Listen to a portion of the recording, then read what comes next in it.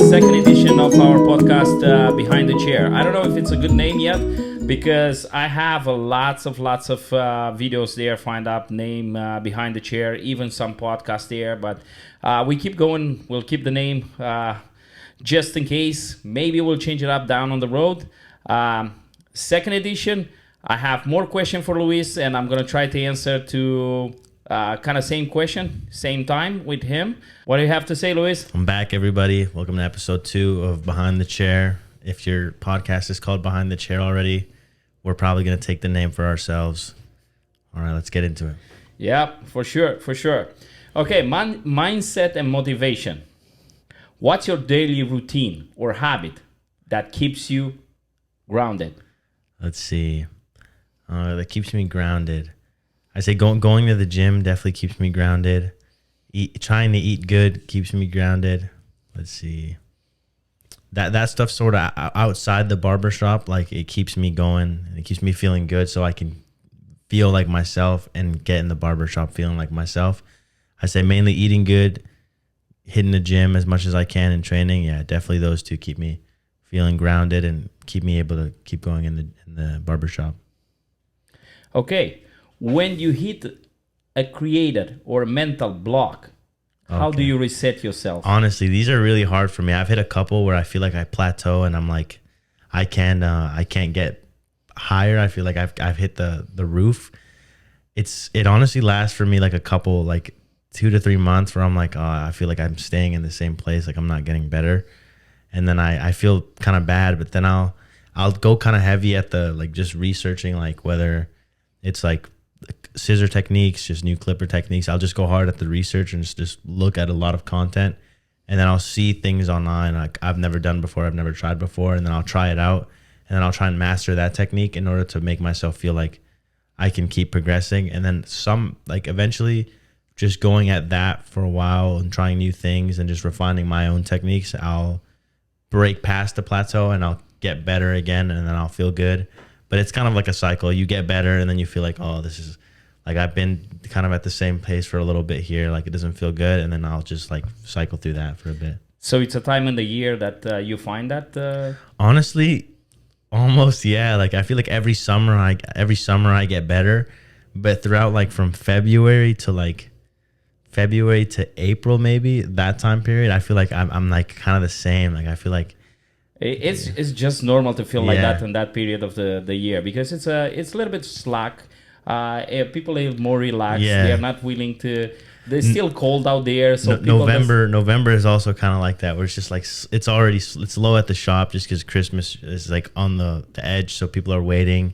So it's a little bit slower, and then I'm just like, or they pushing out just to be close to Christmas to be nice and sharp. And then I'm just like, it's kind of slow. Like I feel like I'm the same. Like it's kind of hard for me to get out of those ruts, but I've got like my little routine to get out of them.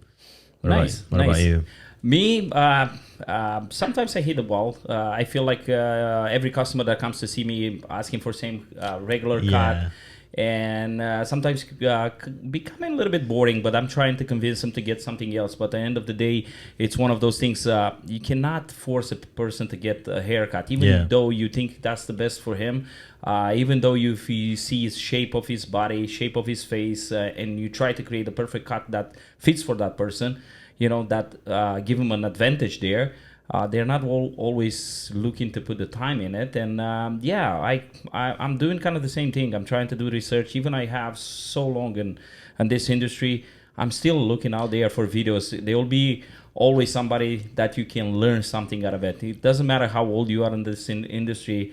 If you're not willing to learn to see new techniques, it's too bad because you reach that top and you don't want to change. You are too old for this, right? So you got to embrace it, where you'll be left behind. Yeah, with this industry, it's kind of nice in that aspect of like, if you get tired fast, you'll never get tired because the industry is always changing. Like styles are always coming in and out.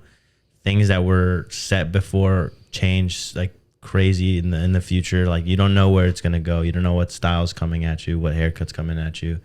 And if you don't learn, then you get left behind, right? So that's for sure. Who or what inspired you the most right now, inside or outside the barbershop? Yeah, I'd say right now for me, my girlfriend probably is the one that inspires me the most. She just like having to be better and like going harder at work, just seeing a bigger picture in the future kind of definitely keeps me motivated. But outside of that, like my family always keeps me motivated. Like I want to do good at this so I can earn enough to take care of them and stuff like that. Like that stuff keeps me motivated. It keeps me focused. Every man has a big pressure when it's coming to the family, right? We are the provider. We recognize as the provider of the family. So yes, indeed, that's a good point. It's a very good point. Okay, so we all come early in the morning, and we all have kind of daily routine that we start the day at the shop. Mine is coming up and push all the buttons and start everything that's need to be started. What is yours? I'd say for me, my pregame routine or my morning routine is I'll eat my breakfast. I'll come to the shop. I always have untied shoes when I get in the shop. I always have untied shoes. I never come in here with tied shoes. For me, just like not even playing sports, but just like, I don't know. For me, pregame for me is going to the back. As soon as I get in, I go to the back. Put my bag down, whatever. I sit down and I tie my shoes. If I don't tie my shoes before I go to the shop, it's an off day. I have to tie my shoes in the back before I come out from the back. That's like the pregame. I'm coming into work. I'm locking in. I'm getting ready. If I don't tie my shoes before, I'm sorry. So game on after the tie. Exactly. It's like I'm tying my cleats on. I'm good. Yeah. Describe your perfect day. All right. Let's see. My perfect day would be like, well, first of all, fully booked. So 17 cuts in a day. That's like around average. 17 cuts in a day.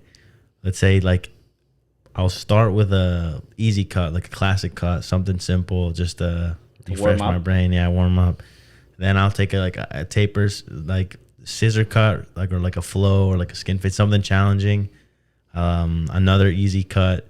A couple more tapers and just harder cuts. But just like for me, a perfect day is a mix, like a nice mix of like 2 to 3 easy cuts, 2 to 3 tapers and hard cuts where I'm challenging myself, like scissor cuts, fades, stuff like that. More modern, even old stuff too that like I'm not used to doing, that I have to like kind of push myself to figure out like what strategy to go for to get the style perfect. Like stuff where I'm really thinking. I say I like a good mix of those, and then a nice easy period, and then a good mix of those and a nice easy period. That way I'm not fully brain dead the whole shift, but I'm not also like fully like just dead the whole shift. I like a nice mix of those. That's probably the perfect day for me. What about you? For me, I don't know. Definitely, I'm pretty much every day solid book. Yeah. So that's a good thing. It's for me, a perfect day's gotta be a mix of everything. Yeah. That's the way I like it. I like to have a hard challenge, like something very heavy, and put me at work, make me sweat a little bit, in the sense that I want to give up the perfection, because you're always going to have those kind of customer that's coming through the door and they are very, very high. Yeah, they have high demands. Yes. And that's a tip for new barbers. Don't only attract super hard, super picky, like super clients just because... Yes, it's good to push yourself and it's good to do these new styles, but there's nothing wrong with not only doing skin fades. Like you can have a couple of skin fades and then just do an easy haircut. Like there's nothing wrong with attracting people like that. Not even with the time. Like you can get them out in 15 minutes, but you can have them there for the full amount of time and just talk more while you do the haircut. So you can really get into it with that client and start talking while you're cutting their hair, instead of focusing on like what you're doing and how you're gonna like fade and how am I gonna do this. You already know what you're going to do, so you can put the full effort into making them feel like, oh, this is like the best barber ever. Like, I like this guy. Yeah, because discussion it's always mattered. Like when you have a customer in your chair, it's not just about the haircut. For me, it's like 60% it's haircut. It's what I put on it. And the other 40% is try to make him feel like it's home, like he's talking with his best friend. Exactly. That's the way I'm usually looking at it. So yeah. Like I was saying, my perfect day, it's a mix of everything, from senior to even little babies. I love getting to do the babies. Sometimes it's quite challenging, and it's a lot of people there that they're scared to do it. but I love having the babies in my chairs, and I like to make them feel comfortable. You got to take your time to make them feel comfortable.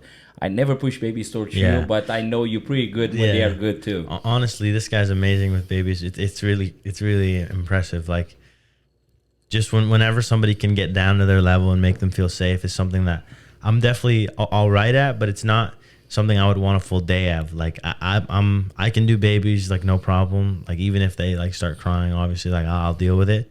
But I never want like a full day of just like 6 back to back, like just babies that are not even that are gonna cry, but just babies, because you have to be. It's a different mindset that you have when you go into it when it's a baby. It's not like, oh, like, let me use the full of my ability. It's like, let me make like this child feel safe. Let me like make the parents happy. The kid has to feel safe. Like, there's a bunch of different factors that go into it. It's a different mindset that you go into it with. Like, if you go into it with an adult, it's kind of different. Like, oh yeah. Mindset. An adult already knows what it's coming for. He knows what to ask. Yes, exactly. So it is. But sometimes, you know, it's very challenging, and parents gotta accept the fact that it's so much we can do for that moment, and they just gotta be patient to get to the best moment when the kids is gonna act very well, and they'll get the perfect cat. But what's really fulfilling, it's never happened to me. I've never had a baby that's like super challenging and then they kind of work their way into it. I have one kid that's younger, like about 3 to 4, and he's like, oh no, maybe like 4 now, but he's he started off rocky, like really scared, really anxious, like all the works, and then he builds into it. Like, now he has the confidence. He still has trouble, but for the most part he wants to be there. It's so rewarding when you have them so scared at first and they don't want to touch you, they don't want to talk to you, they don't want to be in there. And then you work your way in, and now they almost like you, like they're your friend. Yeah. They're excited to come, high five you, exactly, like stuff like that, because they're so innocent, right? So like it's a pure moment. So that's so rewarding in and of itself. Like, just having that kind of like, you struggle at the beginning, like it's gonna be bad while you're trying to convince them to get in the chair and stuff. But like the payoff is just like, you have that, like that kid is only gonna, like, he trusts you pretty much. Like, every other person like either scared him or like hurt him or something like that, but you brought him up, so it's like, they'll be with you for a long time. Yeah, for sure. I have a story behind something like this. I have a 3-year-old kid. This was a couple years back. So parents want to have their kid nice and sharp for their trip to Mexico. So dad and him, they booked together. They needed to get to the shop to get the haircut, and unfortunately they got sick and they canceled. And Dad said, okay, we'll find a barber in Mexico. We'll clean ourselves there. You know, there's no reason to come to bring the cold to you guys. So we appreciate the fact that he called. But when they came back, they told me the story, what happened. So they got to Mexico. They find a guy, barber, and he's trying to get the haircut. The dad got the haircut, then said, hey, now it's your turn to the babies, right? And the baby said, no, Dumitru is my barber. Dumitru is my barber. Yeah, this story. Yes, yeah. So that kind of melted my heart. Exactly. They come back and having loyalty like on a 3 years old, that's huge. You can't get that kind of loyalty from somebody else. No. Like some so adults, innocent, they'll cheat for a moment because convenience, they need it. Or like, oh, you absolutely can't. Yeah. But to those kids, like, that's it. Like, you're the only barber. Because they feel very comfortable on your chair, right? So and those are the long-term relationships that get built. Yes, it's exactly the same connection that you got to create with any customer, not necessarily with just baby. babies. Yeah. Yeah, everything goes from there. Okay, so rapid fire towards you. Fade or taper? Like all around fade or a taper? Fade or taper? Taper. Shears or clipper? Shears. Morning cuts or late cuts? Ooh, late cuts. Okay, so you're not a early bird then. Early bird. Honestly, I'm a morning person. Like, I get up early and like normally in the day, but I need a cut or two to get into the flow. And by the end of the day, I don't wear out, or I don't get like I stay pretty consistent throughout. I don't go like up or down as the day goes by, but towards the end, I'm already like I've been doing it for 8 hours. So like I'm honed in, I'm focused. I know what I have to do. In the morning, at times I can be like, oh, like I just woke up like an hour ago. Like, yeah, I need a coffee and I need to like lock in. But like towards the end of the day, I'm pretty focused. Okay. What's one piece of advice that you give to young barber starting today? I'd say make sure your tools are good, but more importantly, just like the information and the whoever's teaching you, make sure like you're getting proper teaching, you're getting proper learning.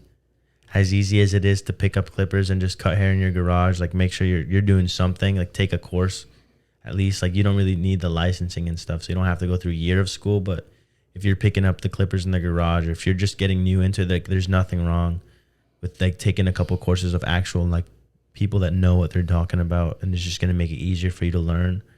Like just the education, like make sure you get the proper education, I'd say is the biggest thing for me. Yes, for me it will be just like this. Everyone that's there that wants to start this, to get on this, even like Luis was saying earlier, starting in your garage, I will definitely advise you to don't be cheap on it, and buy the perfect tools. Do your research, find the right tools for yourself, and the first thing that you want to do when you get in this industry, because it's very simple. Everybody wants to jump directly on the cutting part. Do your research.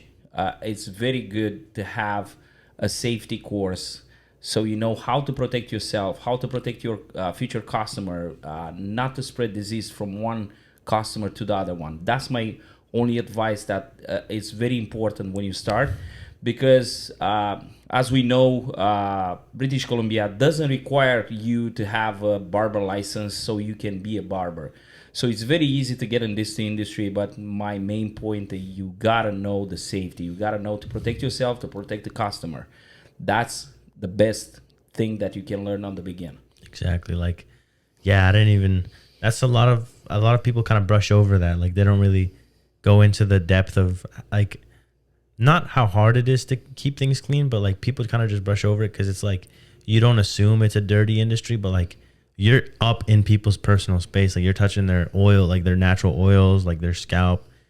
If you're using the straight razor, even the shears, like you can cut people like pretty easily without you even knowing. Like just knowing how to disinfect your stuff properly, just like it's really easy to spread disease in the industry. So if you don't know how to like stop that properly, like, and it's not hard.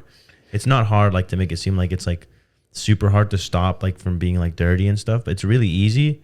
But people don't even know like the basic things, like stuff like that. Like you have to be clean because it's so easy for people to get sick and stuff. It's not just the people himself. Like you yourself. You know, you can chip yourself with the scissor, right? Exactly. And how many times you clip yourself, exactly. Right? Imagine you chip the wrong person and then you chip yourself or something. Yeah, you didn't exactly. Clean your stuff. Yeah. So that's why it's very important. Safety first. You know. Okay, some fun question for you. Okay. If your clipper had a nickname, what will we be? I don't even know. I'd say, all right, like I've got all new clippers, so I don't even know. But like my first clipper, I probably would have called it like Goldie or something. I don't even know because it's all gold.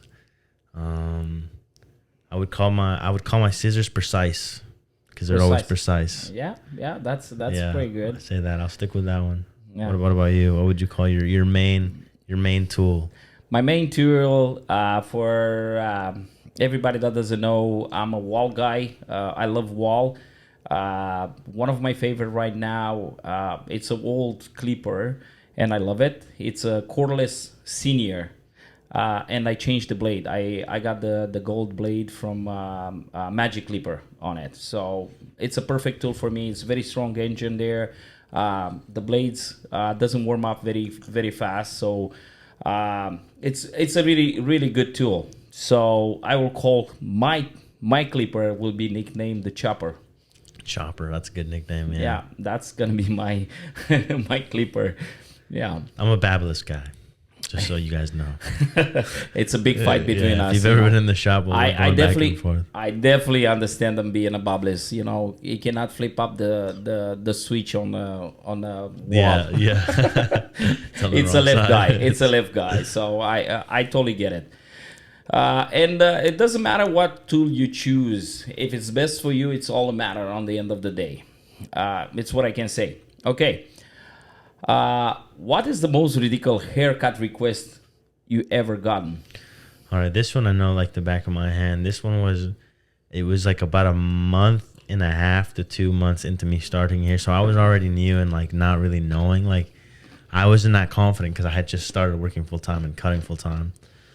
this guy walked in here, and then he had long hair down to his shoulders, like not even a flow, just uncut down to his shoulders, long.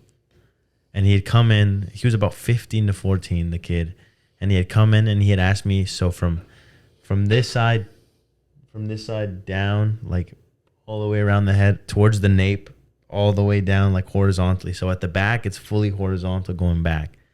So everything there. So from here horizontally back, just shaved bald, like down to the skin.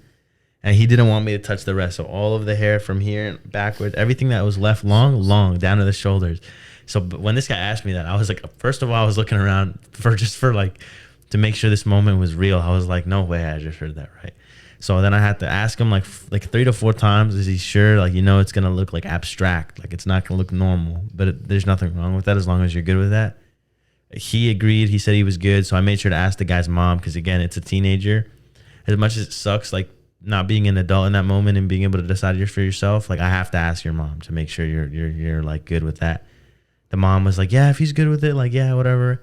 I did the haircut and I was like, man, this is the worst haircut like I've ever seen in my life. Like, it's just long hair and then like bald and it's like it's just uncut. Like I didn't cut anything. Like no scissor work was done on the side. I just shaved the one side and the half of the back diagonally.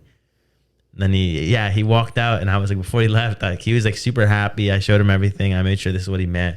I was like, are you 100% sure? Like you're certain this is what you wanted? The guy, like he said, yes, everything was good. Like all of it was perfect. And then I was like, all right, man. Like if anyone asks, like, yeah, you were never here. Don't say the barbershop name. Especially don't say my name. If anybody asks you where you went, tell them, like, I don't even know. Tell them somewhere else, not me. I did not do that. And then he left, and I was honestly looking around. I was looking at you. I was looking at everybody. I was just like, I don't know. I made sure to tell Dumitru immediately that I was like, that's what he wanted because it's like I just started there. So I'm like, this guy's walking out with a Bunk's haircut. Right? I remember that moment. It's like I didn't want to make sure. I wanted to make sure he was okay with that, and everybody was okay with that. It was not me. I told him it was abstract. Like it would have been a different style. So it's like, as long as you're okay with that, I'm okay with that. But you got to know that was the weirdest haircut I've ever done. If for one single day you trade your barber chair, what job will you do just for fun? Let's see, for fun. I feel like, honestly, I would probably want to be either I would want to ride along in a cop car for a day or in a fire truck for a day, but not to run into danger, just to see like the dumbest calls that could be done. Like for a firefighter, or paramedics, I would want to see, like first responders, I would want to see like the dumb situations that people would call them for. Like if you get stuck somewhere, like you got your head stuck somewhere, I just want to see that. Like I'm not trying to like, I don't want to rush into a fire or like into a super dangerous situation. I just want to see what like the silliest or like the funniest like calls would be, I guess, for those people. Okay. What about you? For me, I don't know. I did some firefighting. For who doesn't know, back in Romania, we do 1 year service army. So I did the firefighting for 1 year. And I got myself in a crazy situation. I act irrationally, and some situation I jump on the fire when I don't supposed to, and I learned from it. So I was young, a little bit dumb. We all do that. So theoretically, I don't know. I think I will go back on the water for a bit. Yeah, honestly, if you didn't know, this guy's got crazy lore. Like the backstory, like he's done almost everything, man. Like from DJ to bouncer, club owner, fisherman, barber, like anything, firefighter, military, like just a bunch of stuff. Dumitru's if you've been there, he's been there, bro. Like, I'm a old dino, yeah, right? Like in the water, yeah. You talk about that a lot. Like that seems to be like you said, like that was your way of like living until you started upon this, right? Until you got into this new chapter. Like this is your new chapter, owning the barbershop, but that was like what your comfortability was on the water. Until about 2020, when the pandemic started, I actually been running fishing vessel for a company in New Brunswick, And then we decided to move this way. So, but you were a barber the whole time. Like he was a barber the whole time. oh yeah, I was still doing it. Yes, yeah. I was still doing the barbering. Yeah, but now you own the shop, is what I meant. Yeah. It's actually it's first time. Before I didn't do it for a living. I was doing it just because of pleasure, passion, passion there, right? And of course, extra cash in the pocket, you know. But now it's my main income. You turn your passion into your income. That's theoretically, for who doesn't know, when I came to Canada, my target was to come here for 2-3 years, make some money, save some money, go back home, open up my shop there. And look at me, 17 years later, I'm owning my barbershop, not home in Canada, but you got to chase up your dream because it's going to happen. It's going to happen. Exactly. You just got to push forward, you know. So that's why we moved this way. We was looking for a warmer area. And British Columbia kind of fits. This is the only area where it's not that bad, honestly. And the weather is like back home in Romania, so it's just perfect, you know. Exactly. And then this pop off on my radar, and here we go. Exactly. We make it work right now. Honestly, we got so far, you know. It's been a good journey for even with me being here, but for you being there, I can't even imagine. But honestly, like again, as I go, like when I started, I didn't want to do I started off, I wanted to own my own barbershop. Like obviously, like everybody's first barbering without being at a barbershop, they want to have their own shop. And then I worked at a shop and I was like, that's a lot of work. I'm good. But honestly, I see myself working back into it. Like, again, like the just the payout, like not even like money wise, just like the worth itness of like, I built that, like you built the shop, like you made it look nice. You did this, you get it to a point of where it's like, it's running nicely. Right, there's challenges obviously, but for the most part, you got the handle. Like just that reward, the rewardingness of that. Honestly, like, and now I'm like, I used to not want the shop again, and now I'm like, oh, like eventually, way later down the line, when I don't have to worry about like, oh, I want to go do this, but I have to shop, like stuff like that. Like, you just learn so much. Like, yeah, definitely. Like now, again, I'm starting to get into that point where like maybe way later down the line, like when I'm way older, like I'd want to open up my own shop or try something like that, stick myself out like that, even though it's like a super terrifying thing where it's like running your own business is not what being a barber, like being a barber ties into that, but running your own business is a different thing with its own challenges. But it's like eventually I think I want to take that on, like way later down the line though. It's so many hats that you gotta wear, and you gotta pay attention to everybody. Exactly. Even your barber in the shop. Well, yeah, you're not just taking care of yourself anymore. You're taking care of everybody and the thing like that you're all working at, right? It's like you're taking care of so many different things. It's so many different variables. People don't know that. Like young barbers like myself, I didn't know that. I was like, eventually, whatever, I'll have a barbershop. Everybody sees it that way, you know? Yeah. So you if you remember the day that I actually interviewed you. Oh yeah, I remember that day. Honestly, that was a crazy day. You know, that day I didn't even know the shop, because like back then there was even like the layout was even worse, and like it was just like there's no signs to get here and stuff. So I didn't know. I've never been on this side of town because I grew up in West Abbotsford. So I came here.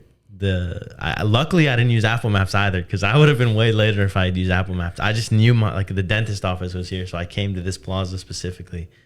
But I was looking around, and luckily enough, and you know what's funny now that I think about it too, because the guy had a super fresh haircut that was styled, is I was wandering around the plaza, and then a guy and his little like baby daughter were walking around, and I was like, oh man, I'm so sorry, but do you know where Shear Performance is? And he was like, around the corner, bro. And then I went around the corner. I was like, thank you so much. I ran in there because I wasn't late, but I was like 2 to 3 minutes before the interview, but I wanted to be earlier. So I got in. Everything was like, I got in, like Eliza got up, she went to the office, and then the reception office, and then me and you started talking, and then everything was fine. It was a super chill interview. And then your next person walk in, and on the spot, you're like, I had no clippers, nothing, none of my own stuff. I came in just the clothes I had on. And then you're like, oh, you want to do the cut? Like, if you do the cut, like, so I can, like, we can see work. You don't have to, but you're like, you don't have to. And I was like, I should probably do that. I have to do this cut. Like, I'm not backing down. And then I was like, you have the clippers I have. So I was like, I'm going to use those. And then, I did the cut. And then he taught me something, because it wasn't even like the back was the lineup. The guy had a weird growth pattern there, and it was like just unfortunate.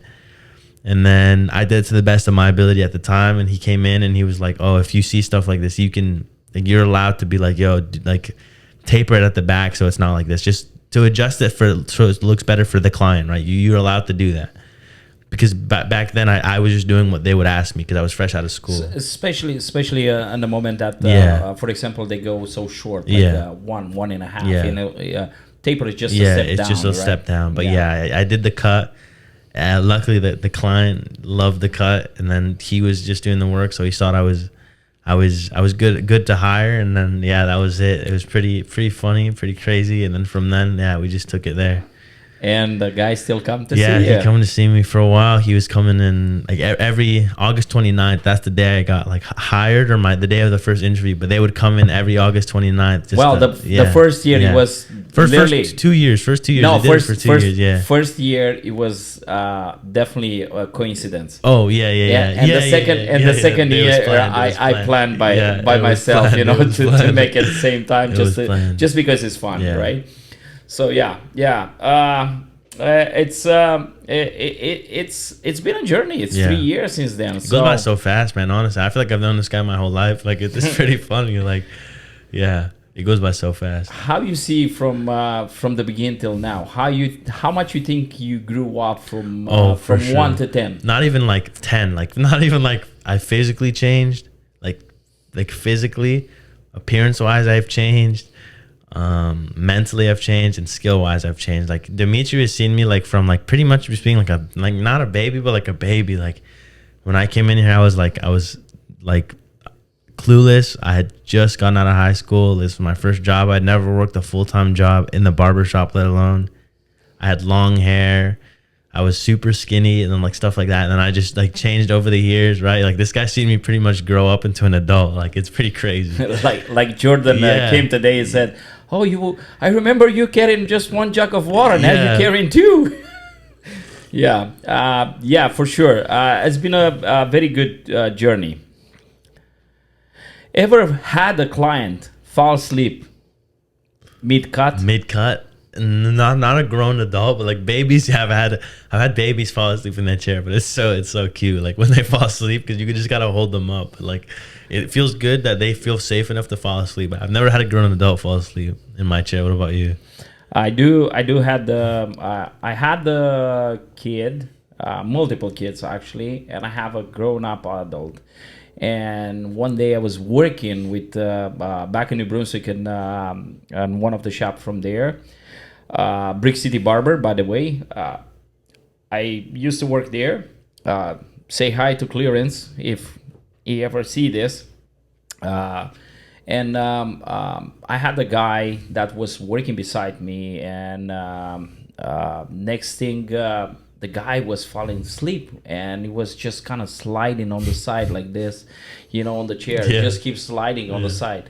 And the guy was just coming and just going like this. It was almost in his knees, and he's trying to get the angle there, stuff, right? And next thing, I just went right beside that guy, and I clapped my hands hard, bang, just to jump, wake him up. The guy, oh, sorry man. Dimitri's good at waking people up. I remember this one time, not in the chair, but on the couches. We have really comfortable couches here, and then like waiting couches. This guy, and again, it was like within the first 2 months of me starting here, so I don't even know how to operate and carry myself. But my next client, I was doing a cut, and then my next client had fully passed out on the couch. Like it's a long couch, so like enough to have like a full-grown male lay down on it. This guy was fully laid out on the couch, like fully gone on the couch, just face on the cushion, just asleep. And he was my next one, so I was like, what do I do? Like, I don't want to wake him up. And then Dumitru goes up, and he's like, wakey. He just wakes him up and stuff. And then the guy's like, oh. And he gets up and gets in the chair. It's like, it's super funny. Okay, what is your barber pet peeve? Let's see, like that beside people showing up late. Okay, like client-wise, I'd say if you show up, if your head is stinky, I'm sorry. You don't have to shower right before, but like I don't know, like if it's oil, like there's sweat, there's the smell of sweat, there's the smell of like if your hair was clean and then you just went like you worked out or you had work, you're just coming back. Like there's the smell of sweat.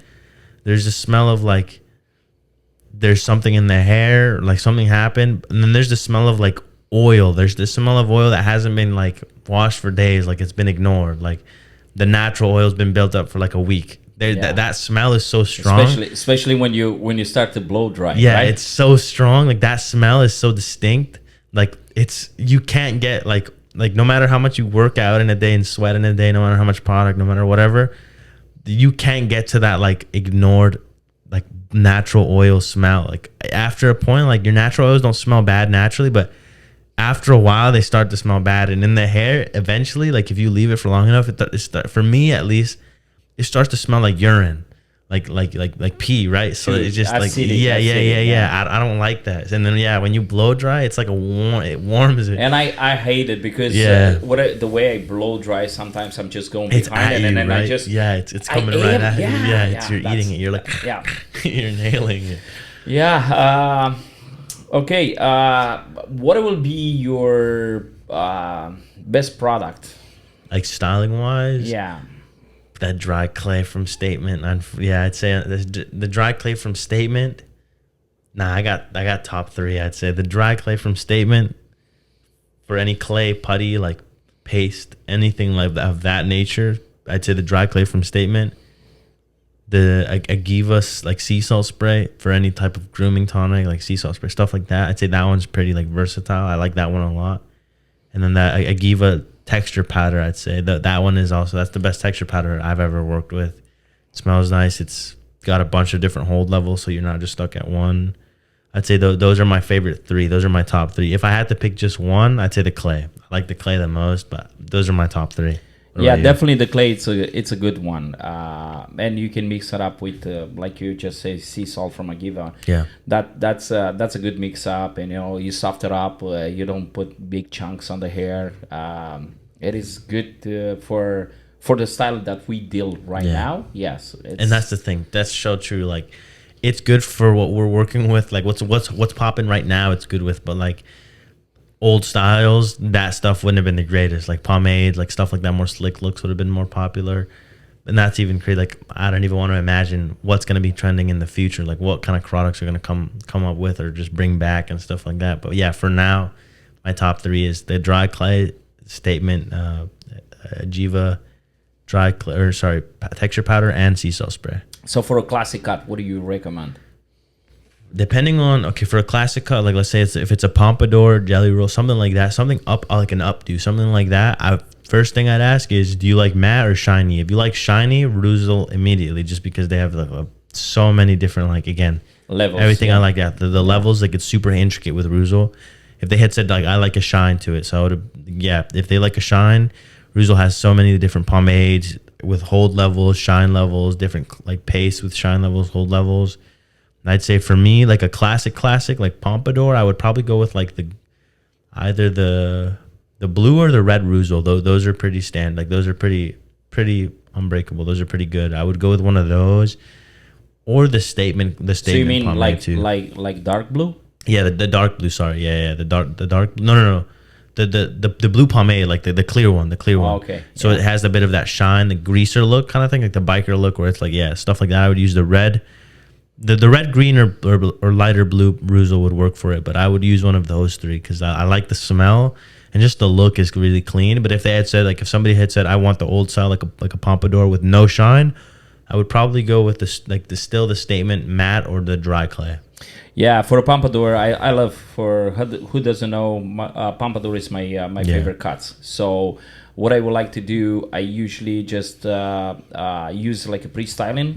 So I will use the grooming tonic from them for pre-styling. Then I dry it up, I shape it, and then definitely I'll go with. It all depends how high it is. I will use even the concrete or the stronghold.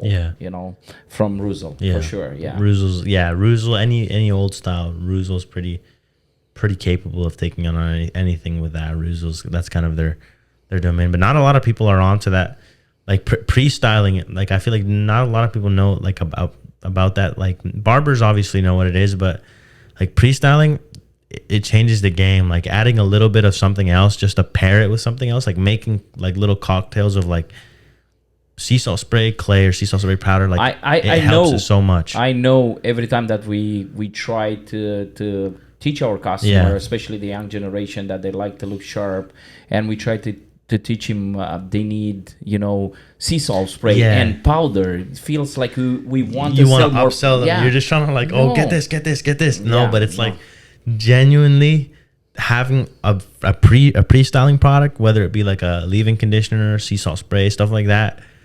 It helps you so much more because it's so much less you have to do. Like if your hair doesn't wave enough or just doesn't have any workability with it, like the sea salt spray, stuff like that. Like the pre-stylers, like a sea salt spray, like leave-in conditioners, even like clays can be used as like whatever you're using as a pre-styling. Like just taking the time to throw something in the hair when it's damp and then just letting that do its thing and then going in to style it just helps you so much. Like it makes a night and day difference, honestly. Yep. Well, guys, time go too fast. We have so many to talk about it, and for sure, at some point we're gonna come back to Luis, aka Fade by Lucho. Yeah, Faded by Lucho. Yes, that's the way you guys find him on Instagram. If you want to give him a follow, just jump on Instagram, find him there, show him all the love that you can. Thank you. If you guys want to give us shoot out to come to our shop to see us in action, you find us on Claiborne Plaza in Abbotsford, so feel free to come to stop by. Appointments require. We always encourage walk-ins, and I would say that's it for today. And if you guys want to hear more of Luis, just let us know, give us a comment there, and I'm pretty sure we can get back to this and we can talk more about products, stuff that you guys actually want to use more or want to learn more. We can talk about the style that is right now, the style that was before, whatever we think it's upcoming next for style. And probably we discuss more about, again, products, styling. You know, for the barbers that's there that they want to learn more, you can shoot up a question anytime. Give us a comment, and we'll be able to probably provide the answer right on the podcast, so you guys know. Even if you want to be anonymous, we can keep it that way. If you want to hear your names, we can put their names there. So see ya for today. Take care. I'll see you. I don't know what episode, what time, but I'll be back for sure. Yeah, we're gonna be back together very soon, probably. Yeah. Peace out, guys. Peace out.